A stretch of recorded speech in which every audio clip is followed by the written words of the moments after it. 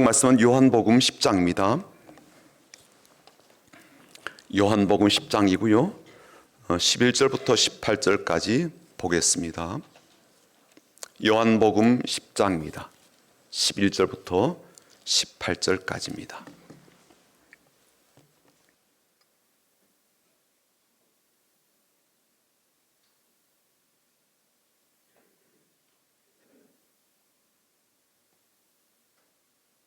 요한복음 10장 11절부터 18절까지 우리 같이 읽어보겠습니다. 함께 읽습니다.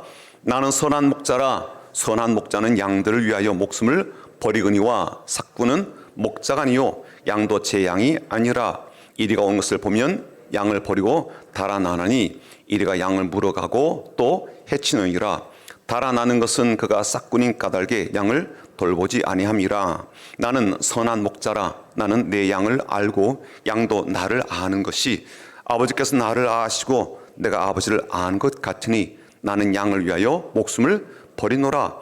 또 이 우리에 들지 아니한 다른 양들이 내게 있어 내가 인도하여야 할 터이니 그들도 내 음성을 듣고 한 무리가 되어 한 목자에게 있으리라. 내가 내 목숨을 버리는 것은 그것을 내가 다시 얻기 위함이니 이로 말미암아 아버지께서 나를 사랑하시느니라. 이를 내게서 빼앗는 자가 있는 것이 아니라 내가 스스로 버리노라. 나는 버릴 권세도 있고 다시 얻을 권세도 있으니 이 계명은 내 아버지에게서 받았노라 하시니라. 아멘. 지난주 금요일부터 구정 연휴가 이제 시작이 되었고요. 또 이미 고향으로 내려가셔서 가족과 함께 계실 분도 있으실 거예요.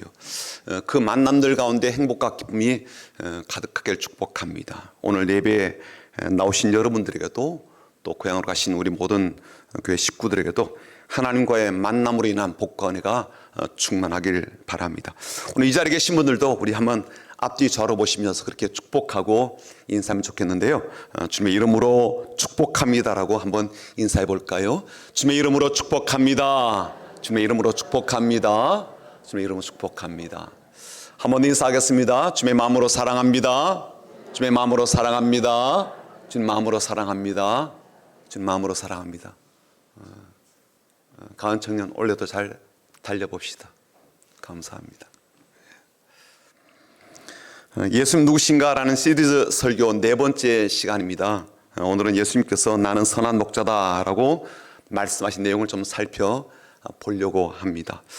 이 말씀과 선언이 갖고 있는 중요성과 의미는요, 양과 목자다라는 이 관계 안으로 들어가 보면 두말할 필요가 없다는 것을 우리가 충분히 느끼게 되죠. 여러분, 상식적으로 생각해 보게 될 때 양에게 필요한 것이 물과 목초 혹은 안전한 우리와 안식처라고 생각한다면 이건 1차원적인 대답이에요. 그런 것들이 양에게 뭐 필요 없다 혹은 절대적이지 않다 뭐 그런 말이 아니라 그런 것들이 잘 보장되어 있다 할지라도 양에게 절대적으로 더 필요한 존재가 목자이기 때문이죠. 왜 그럴까요? 외부적인 위험과 위협이 많아서 그럴까요? 양들에게 가장 위협적인 늑대와 사나운 짐승 때문일까요? 물론입니다. 그런데 그런 위협적인 동물이 없이 안전한 상태에 있다 할지라도 실은 양들에게 목자가 필요해요. 그건요, 양들의 건강한 삶을 위해 세심한 돌봄은 목자가 아니면 안 되기 때문입니다. 특히 양은 시각에 문제가 있는데요. 이 시야각이 양은 이제 양쪽에 이렇게 눈이 있잖아요. 우리는 앞을 보지만 양쪽이 있단 말이죠. 그래서 이 각도가 270도에서 320도까지 나와요. 그러니까 굉장히 이제 시력이 이렇게 넓게 볼 수가 있는 거죠. 넓은 영역과 이제 사방을 살필 수가 있고 상황 파악에 아주 용이합니다. 눈이 지금 달린 구조 자체가. 근데 문제는 시력인데요. 시력에 있어서는 깊이 감각이 매우 떨어진다는 거예요. 이게 무슨 뜻인가 하면, 그러니까 양들이 이제 눈앞에 있는 이제 구덩이를 잘 보지 못한다 그런 거예요. 그러니까 구덩이가 있는데 약간 그늘해진다 그러면요, 이걸 잘 인지 못해가지고 훌러덩이 빠진다든지 넘어진다는 겁니다. 그러니까 멀리 보는 것은 잘 알 수가 있지만 가까운 데서는 잘 보지 못하는 아이러니함이 이 양들에게 있다는 거예요. 양들은 상대적으로 이 참 청각이 잘 발달되어 있는데, 그래서 위험한 동물의 어떤 접근들을 잘 감지한다는 거예요. 근데 반면에 소음에는 굉장히 이제 민감하고 취약해서 잘 놀란다는 거예요, 이 친구들이. 구덩이를 생각해 보면요, 구덩이는 위협적인 동물과 비교한다면 뭐 위험하진 않잖아요. 구덩이가 위험하진 않거든요. 소음으로 놀라서 막 이리저리 뛰는 것은요, 직접적인 공격하는 동물에 비한다면 덜 위험한 것이죠. 그런데 그런 상태에 빠지거나 혹은 양이 스스로 자신을 위험한 상태에 이제 놓이게 하게 되면 양은 목자의 도움이 절대적으로 필요한 이제 상태가 된다는 거죠. 그리고 또 한 가지 목자가 양들에게 중요한 이유가 있습니다. 그건 뭐냐면 양들에게 치명적 존재인 강도들 때문이에요. 양들을 훔쳐서 죽이거나 뭐 팔아넘기는 이런 절도들 때문입니다. 이들이 양들에게 이제 치명적 이유는 뭐냐면 목자와 강도가 사실은 동일한 사람이라는 것 때문에 그래요. 차라리 양들에게는요, 늑대가 얼마나 위험한 이제 동물인지 잘 알아요. 사자가 얼마나 무서운 존재인지 잘 안단 말이죠. 그래서 그런 이제 위험을 잘 인지를 하지만 강도와 도둑은요, 목자랑 똑같은 사람이니까 이게 잘 구분이 안 되는 거예요. 얼마나 위험한 존재인지 잘 몰라요.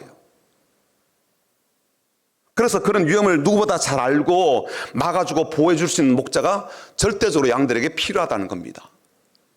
자, 그런데 오늘 말씀 보니까 예수님은 자신을 가리켜서 선한 목자다 그렇게 말씀을 하셨거든요.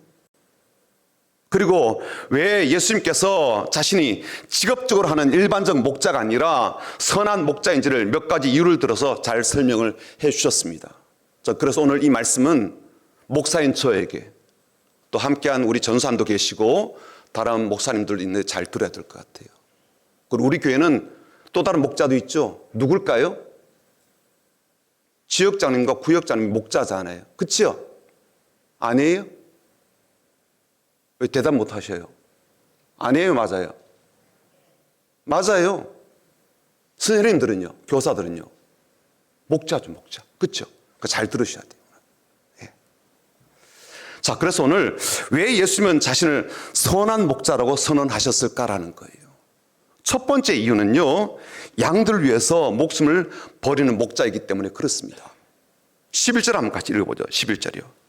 같이 읽어보겠습니다. 나는 선한 목자라. 선한 목자는 양들 위하여 목숨을 버리거니와. 목자는요, 양을 돌보는 사람이 맞아요. 하지만 목자의 생명과 양의 생명의 가치는 달라요. 동일하지 않죠? 아무리 양이 뭐 중요하고 귀하다 할지라도 양을 위해서 목자가 자신의 생명을 내어주지는 않습니다. 물론 양을 위해서 목숨을 걸고 싸우긴 해요. 그렇다고 하더라도 자신의 목숨을 양의 생명과 막 바꾸지는 않아요. 그런데 예수님은요, 양을 위해서 자신의 이제 목숨을 버린다고 하셨습니다. 여러분, 이 말을요, 그냥 낭만적으로 듣지 않으셨으면 좋겠어요. 지금 우리는요, 판타지 드라마를 보고 있는 게 아니에요. 양은 훌륭하다 이런 다큐를 보고 있는 게 아니에요. 양들을 살리겠다 뭐 이리 저리 뛰는 목자는 얼마든지 있습니다. 왜냐하면 내가 아끼는 양이니까, 내 소유이니까요. 하지만 죄인을 위해서 자신의 생명을 내어주는 사람은 없다고요. 이야기가 벌써 좀 달라지죠? 느낌이 달라지잖아요. 목자가 필요 없다라고 하는 그런 강성 마음을 가진 양들도 있어요. 죄성 가지고 죄를 짓고 있는 그러한 양들도 있단 말이에요. 그런 양들에게 예수님께서는요, 하나님의 아들이시지만 생명을 내어주셨습니다. 그러니까 예수님은 말로만 나는 선한 목자다 그렇게 말씀하신 분이 아닌 거죠. 두 번째, 양들 잘 아는 목자이기 때문에 나는 선한 목자다 그러셨어요. 14절 한번 읽어볼까요? 14절이요. 나는 선한 목자라. 나는 내 양을 알고 양도 나를 아는 것이에요. 양을 잘 모르는데 양을 잘 돌볼 수 없을 것이고요, 심지어 양들을 위해서 목숨을 내어놓을 수도 없을 겁니다. 그리고 양들을 알기 때문에 그 양을 위하여 목자는 자신의 생명까지 아끼지 않고 줄 수 있습니다. 여러분, 말도 통하지 않는 짐승에 불과한 양들을 목자가 안다 그 말에 어떤 생각이 드십니까? 얼마나 목자가 그 양을 가까이서 살피고 곁에서 알뜰살뜰 돌보았다면 그 양을 안다라고 이야기하겠냐고요. 말이 통하지 않잖아요. 동물이니까. 얼마나 살폈으면 내 양을 안다라고 이야기를 하겠냐고요. 저는 지금도 내 아이들을 모를 때가 너무 많아요. 잘 모르겠어요. 이해가 되지 않을 때가 있고요. 내가 참 몰랐구나 그렇게 느낄 때가 많단 말이죠. 말로 대화가 가능한 존재인 자녀조차도 내가 잘 모르고 있는데 말도 통하지 않는 그런 짐승을 안다. 어떤 느낌이 드세요? 짐승을 안다고요? 그런 목자가 진짜 목자 아니겠습니까? 세 번째, 하나님 아버지께서 인정해 주신 목자이기 때문에 그래요. 15절 한번 보시죠. 아버지께서 나를 아시고. 17절에는요, 제일 끝부분에 이렇게 되어 있습니다. 아버지께서 나를 사랑하신다 그러셨어요. 여러분, 내가 열심히 해서 스스로 만족하는 것은요, 상당히 좀 주관적인 그런 생각일 수 있죠. 그렇죠? 주님께서 말씀하신 나는 선한 목자다라고 하신 그 말씀도 객관성이 확보가 되지 않은 채 그냥 예수님 혼자 뇌피셜에서 하는 말일 수도 있잖아요. 나는 열심히 했다. 난 생명도 주었다. 나는 함께 있었다.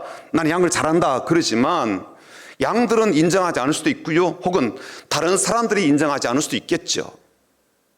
그런데 주님의 이 선한 목자 되시면요, 모든 것을 다 아시고 또 공정하게 평가 판단하시는 그 하나님께서 인정해 주신다라는 그러한 면에서 이게 자기 자랑이 아닌 거예요.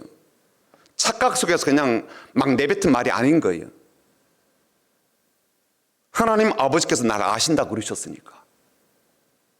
네 번째, 마지막으로 네 번째는요, 지금 우리에 들어오지 않는 양들에 대한 긍휼한 마음을 가졌기 때문에 그렇습니다. 16절 한번 보십시오. 또 이 우리에 들지 아니한 다른 양들이 내게 있어 내가 인도하여야 할 터이니.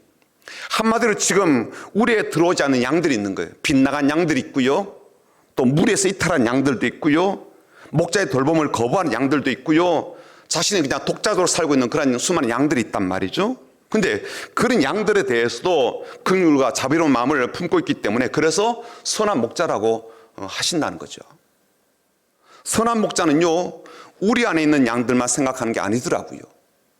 우리 안에 들어와 있지 않은 잃어버린 양들에 대해서도 여전히 긍휼한 마음을 품고 있습니다. 이게 참 쉽지가 않아요. 쉽지가 않다고요. 톡겼잖아요. 도망갔잖아요. 딴 데가 있다고요. 여기에 마음이 없어가 딴 데가 있는데 그런 친구들에 대해서도 그런 양들에 대해서 계속 마음을 품고 있다. 쉽지가 않다고요. 근데 그런 마음을 품고 계신다고요. 그리고 또 한 가지, 이미 지난주 우리가 살펴보았듯이 예수는 양의 문이라고 하셨잖아요. 그래서 그 문을 통해서 들고 날면서 양들이 꼴을 얻기도 하고 생명을 얻되 풍성히 얻는다라고 했어요. 양들은요, 양의 문을 통과해서 우리에 드나들고 목초지로 이동하긴 하지만 이 모든 이동의 과정에는 누가 있습니까? 중심에는 목자가 있죠. 그렇죠? 목자 인도를 따라가기 때문에 그렇게 양들을 먹이고 잘 돌보고 챙기는 그 목자는요, 당연히 선한 목자이죠. 그러므로 이렇게 하나하나 살펴보고 생각해 보니까 이런 목자는요, 세상에서 찾기가 참 어렵습니다. 이만한 목자를 만나기가 쉽냐고요. 쉽지가 않죠. 저는 그리고 이 말씀 준비하면서 지금 우리가 살고 있는 이 시대야말로 이런 목자가 정말 필요하다라는 절박한 마음이 들더라고요. 개인적으로 목자가 필요하고요, 그리고 우리의 가정과 교회도 이런 목자가 필요하지만 지금의 이 사회와 나라 생각하면 더더욱 참 목자가 필요하다 그런 느낌 들지 않으세요? 시대적으로 봐도 그렇지 않아요? 지난달에는요, 대통령 탄핵해야 된다 그리고 시청 앞으로 광화문으로 달려갔어요. 또 이제는요, 그 대통령 우리가 잘 몰랐다 그러면서 지켜야 된다고 또 난리예요. 저는 이것 한 가지 분명해요. 지금의 대통령도 내게는 물론이고 또 이 나라 위한 선한 목자는 아니라는 거예요. 대통령은 맞습니다. 하지만 선한 목자는 아니에요. 그렇다고 탄핵 정국을 주도한 야당과 그 대표는 뭐 선한 목자일까요? 아니에요. 제가 드리고 싶은 말씀은 뭐냐면은 우리 예수님만이 참 목자다, 진짜 목자다, 선한 목자다 이거예요. 우리가 누구를 지지하든 또 어떤 뭐 정책 노선을 취하고 신념을 가지고 있건 예수님과 같은 그러한 선한 목자는 이 땅에 없다 이 이야기죠. 동의하시죠? 동의 안 되세요? 그래서 진짜 선한 목자가 누구인지 막 뭐 연구하고 찾아가고 그럴 필요가 없는 거예요. 예수님이 선한 목자신 것이 너무 명백하고 너무 분명하니까요. 여러분은 지극히 상식적이시고 분별력이 있으시니까 굳이 이런 말을 할 필요가 없지만 그래도 말씀을 좀 드려봅니다. 너무 지금 혼란스러워서. 그런데 오늘 제가 여러분과 함께 이 말씀을 나누고자 하는 이유는요, 예수님이 선한 목자십니다, 이걸 한 번 더 강조하기 위한 게 아니에요. 실은 우리의 실제적 문제 때문에 그렇습니다. 우리가 겪고 있는 어려움 때문에 그래요. 의외로 예수님이 참 좋은 분이다, 대부분의 사람 다 인정해요. 굳이 성경을 들이대지 않더라도 예수님 나쁘게 생각하는 분은 없습니다. 길을 가서 한번 다 물어보십시오. 절에 다니는 분한테 한번 물어봐봐요. 예수님 나쁘다 그래요? No!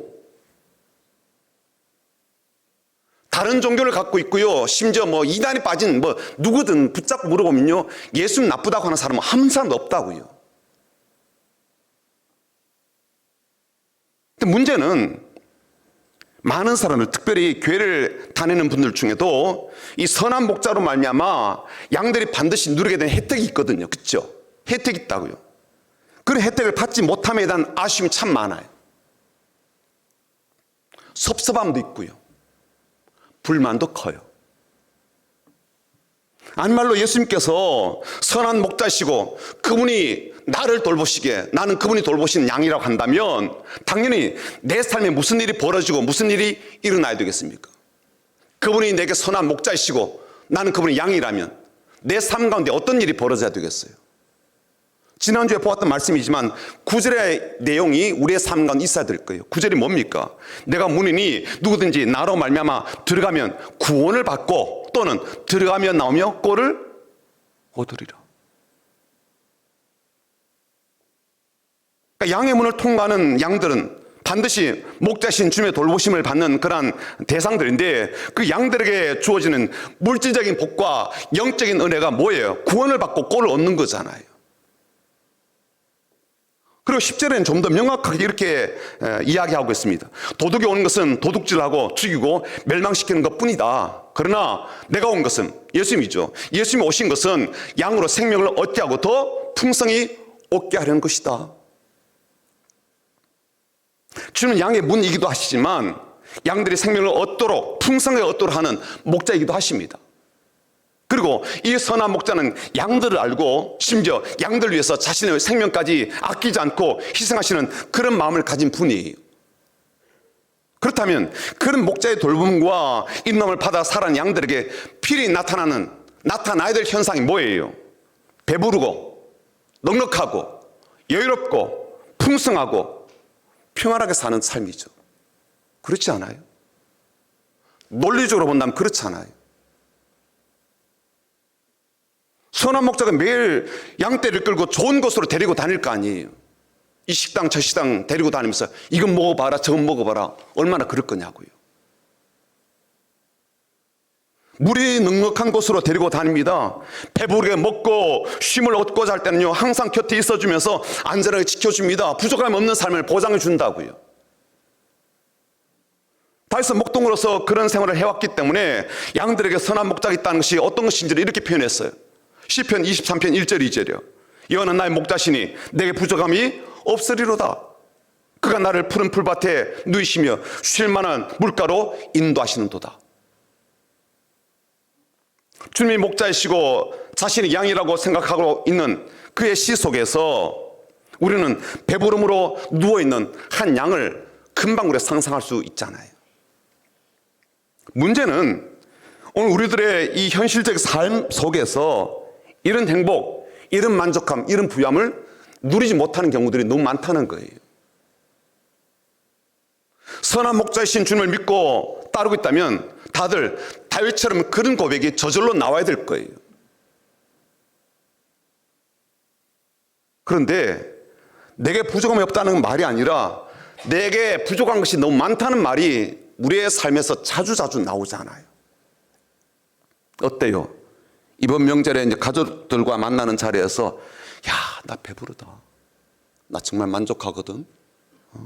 나 부족함이 없다라는 그런 말을 하실 수 있는 분들이 이 가운데 몇 분 되실까요? 배부르다 그 말보다는 나는 이렇게 배가 고프지? 혹은 넉넉하다 그 말보다는 내가 요즘 너무 쫓겨, 너무 쫄려.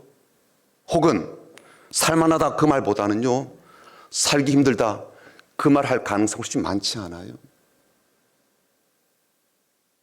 그래서 이 질문하는 거예요.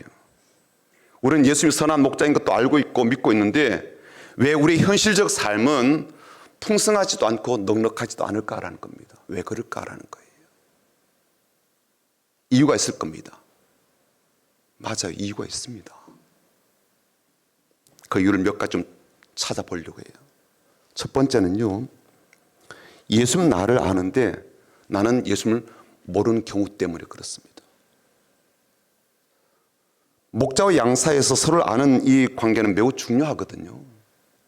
그래서 주님은 이렇게 말씀하셨습니다. 14절 보시면 나는 선한 목자라 나는 내 양을 알고 양도 나를 아는 것이 그렇게 했어요. 당연히 주님은 목자이셔서 양들을 속속들이 잘 아십니다. 문제는 양인 우리들이 목자인 주님을 잘 알지 못하는 경우예요. 우리가 예수님을 얼마나 알고 있을까요? 그리고 그분을 알고 있다라고 여기는 그 정보와 지식에 혹은 오류는 없을까요? 아니 이것저것 다 떠나가지고요, 그분이 나에게 있어서 유일하게 가장 선한 분으로 내가 믿고 있는가, 이걸 좀 물어보고 싶은 거죠. 그분의 마음이 어떤 마음인지 우리가 다 알 수 없습니다. 하지만 내가 그분을 나의 유일한 목자로 신뢰하고 있는가, 이건 내게 물어볼 수 있을 것 같아요. 그렇죠? 그건 확인해 볼 수 있잖아요. 내가 지금 다 모를 수 있어요. 그분의 마음이 어떤 마음인지 다 모를 수 있다고요. 지금 그분이 나를 위해서 뭘 준비하는지 잘 모를 수 있다고요. 하지만 이것 한 가지는 내가 확인할 수가 있어요. 나는 그분을 나의 유일한 목자로 내가 믿고 있는가, 이건 확인해 볼 수가 있잖아요. 주님에 대한 신뢰성이 없다면 그분을 알고 있고 믿고 있다라고 하는 그 지식과 정보는 사실상 무의미하거든요. 그렇죠? 두 번째 이유는요, 매우 실제적인 이유인데 예수의 음성을 잘 듣지 못할 때가 많기 때문에 그렇습니다. 양들은 항상 목자의 음성을 듣고 이제 이동하며 따라가거든요. 3절과 4절 한번 보시죠.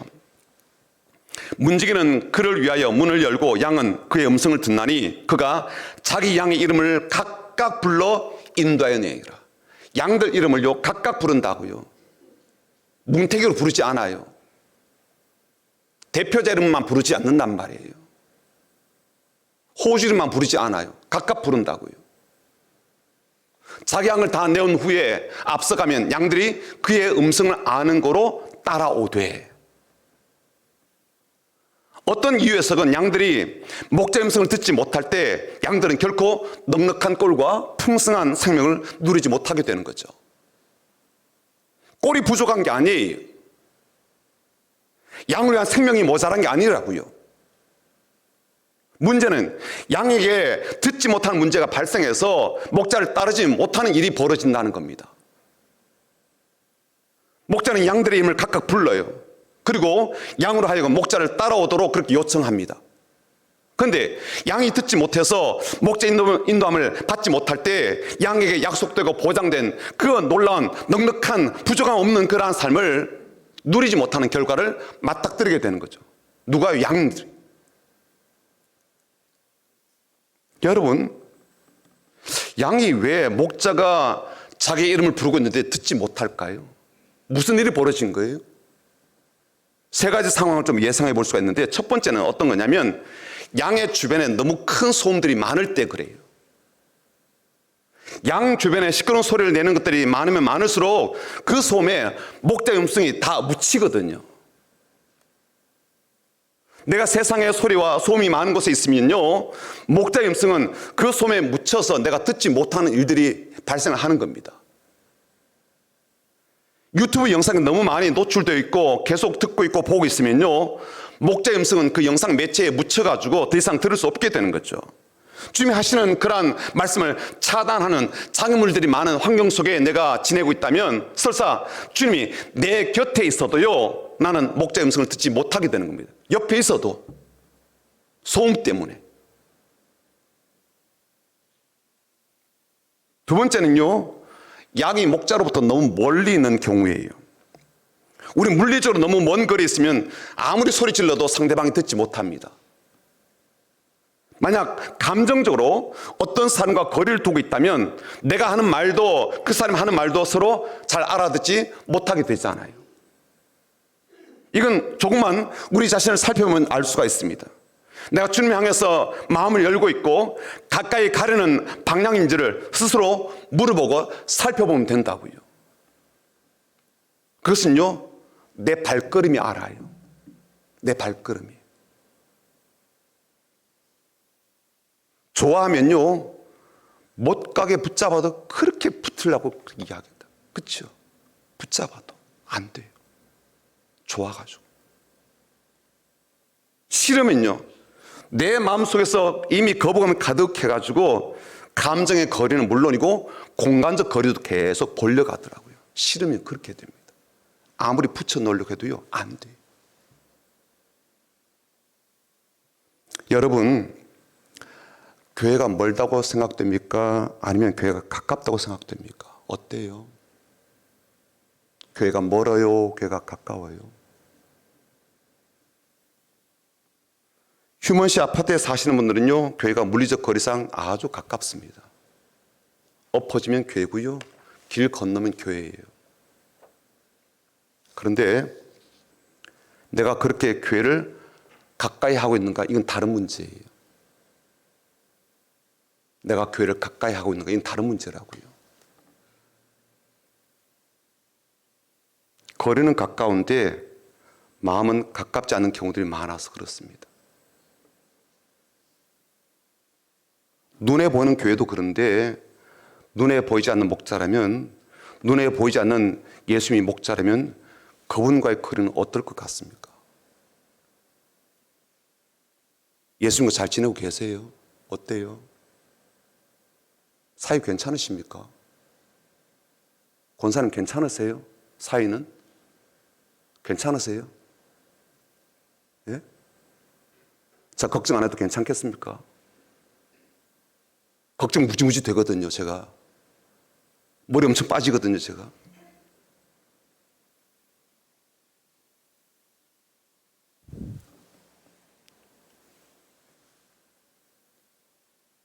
예수님과 잘 지내고 계신다고 한다면 제가 이렇게 좀 질문 드리고 싶어요. 예수님 몸이라고 하는 교회와는 왜 거리를 두고 있냐고 그렇게 묻고 싶다고요.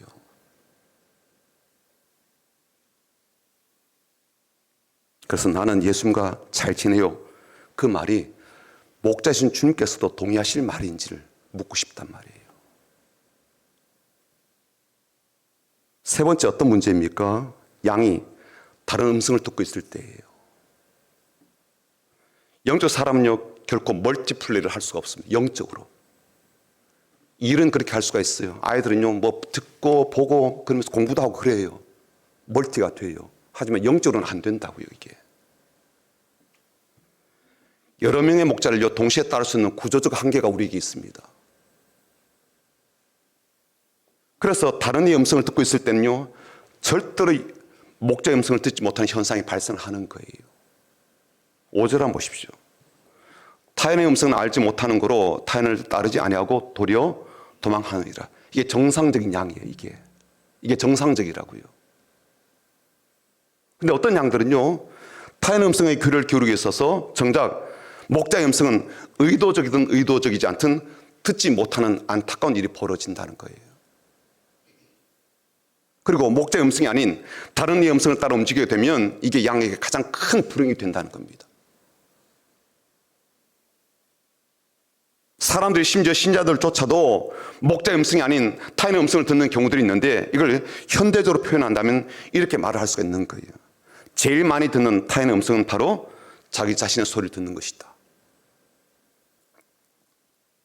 이미 내 안에 내재화되어 있는 자기의 소리, 자기의 말을 듣고 우리는 움직인다는 거죠. 그게 자기의 경험에서 나온 것이건 아니면 다른 사람이 들려준 말에 의한 것이건 아니면 내가 듣고 모은 정보에서 나온 것이든지 결국 사람은 최종적으로 자신의 말과 자신이 내는 소리를 듣고 행동을 옮긴다는 거죠. 설사 다른 사람이 내게 말을 해준다 할지라도 결국에는 내가 선택하는 겁니다. 결과적으로 본다면 내 말을 듣고 있기 때문에 목자의 음성을 들을 수가 없다는 거예요. 목자가 인도하는 그런 음성을 듣지 못하는 양이 풍성한 구원과 꼴을 얻지 못하는 것은 어찌 보면 당연한 결과 아닐까요? 그래서 예수를 내가 선한 목자를 믿고 있는데 왜 나는 그 풍성함을 누리지 못할까? 세 번째 이유는요, 선한 목자이신 예수를 알고 따르는데 반드시 시간이 필요하기 때문에 그렇습니다. 이게 중요해요. 갓 태어난 아이들이요, 엄마를 알아가는데 시간이 필요하죠. 시간 필요합니다. 아빠를 아빠로 인지하는데 시간이 필요해요. 선한 목자이신 예수님을 신뢰하고 따르는 데 있어서 시간이 필요합니다. 물론 신뢰와 시간은 항상 정비례하는 것은 아니에요. 그러나 시간의 축적이 없이 신뢰가 쌓이는 경우는 없어요. 함께하는 시간이 없이 사랑이 싹틀 수는 없다고요. 그 사람과 같이 보낸 시간이 충분하지 않은 채 그 사람을 따라갈 수는 없는 일이거든요. 그 사람과 말하고 그 사람에게서 듣는 그런 교제 시간이 충분하지 않은 채로 그 사람을 의지할 수는 없는 일이거든요.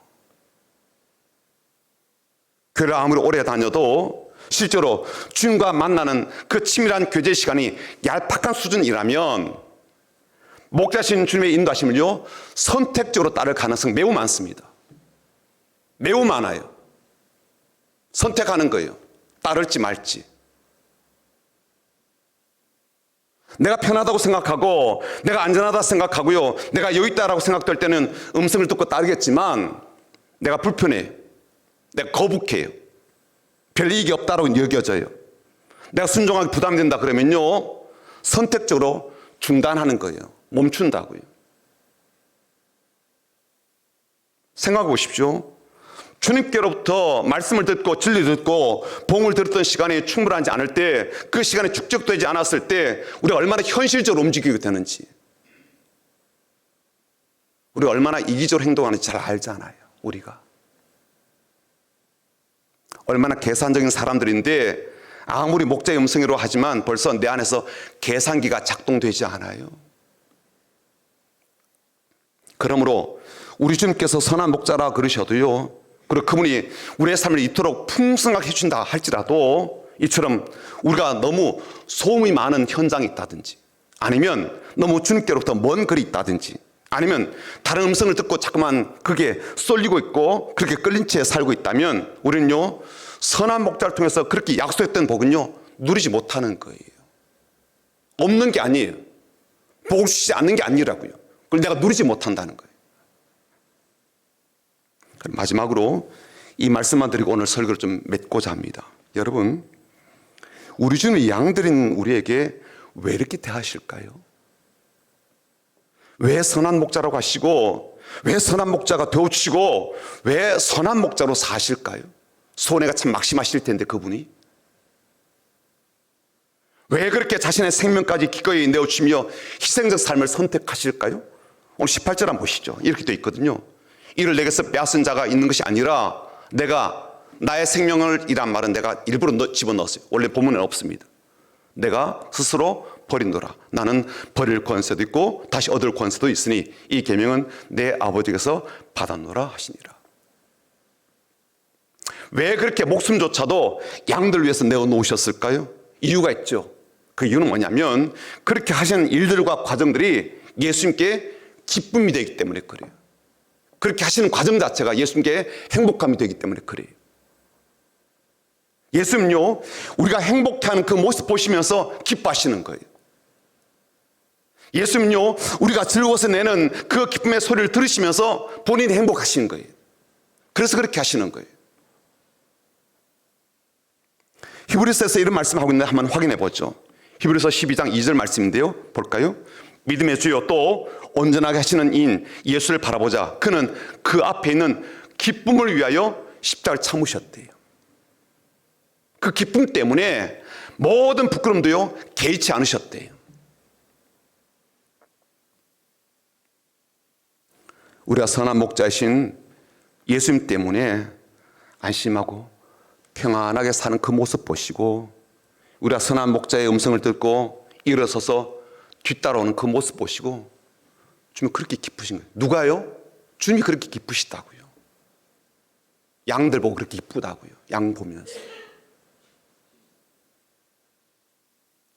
우리가 선한 목자이신 예수님을 말미암아 행복해하고 감사하고 눈물 흘리기도 하고, 심지어 어디로 가시든지 우리가 예수님을 따르는 것을 보시고 주님 그렇게 기뻐하신다고요. 예수를 따라가는 우리의 모습 보시면서 하루하루 행복하신 게 예수님 마음이라는 거예요. 제가 이 말씀 준비하면서 다시 알게 되었습니다. 사랑하는 사람 사이에서 가장 큰 기쁨과 행복은 상대방의 행복함을 느끼는 것을 보는 때예요. 사랑할 때는 그렇다고요. 내 행복보다는요, 상대방이 행복해하는 그 모습 보면 내가 행복해지는 거예요. 뭐 할 때요? 사랑하면.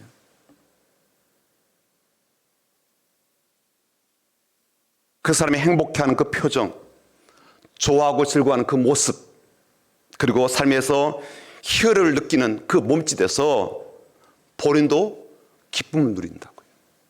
뭐 할 때요? 사랑할 때. 너무너무 좋아할 때. 우리 주님도 그러시다고요. 우리 바라보시면서 그렇게 기뻐하는 거예요. 우리 바라보시면서 그렇게 좋다고요. 우리 바라보시면서 그렇게 행복해 하신다고요. 선한 목자이신 주님 때문에 우리가 그렇게 기뻐하고 좋아하고 감사하고 신앙적 고백을 드리고 찬양을 올려드리고 행복해하는 그런 모습을 보실 때마다 주님 마음에도 큰 기쁨이 있으시다고요.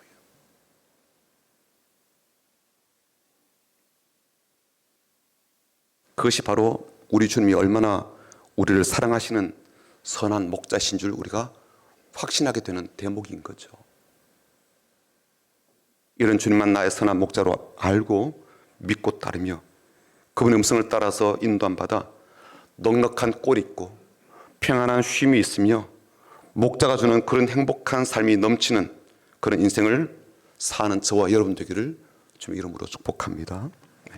우리 찬송가 569장 같이 부를까요?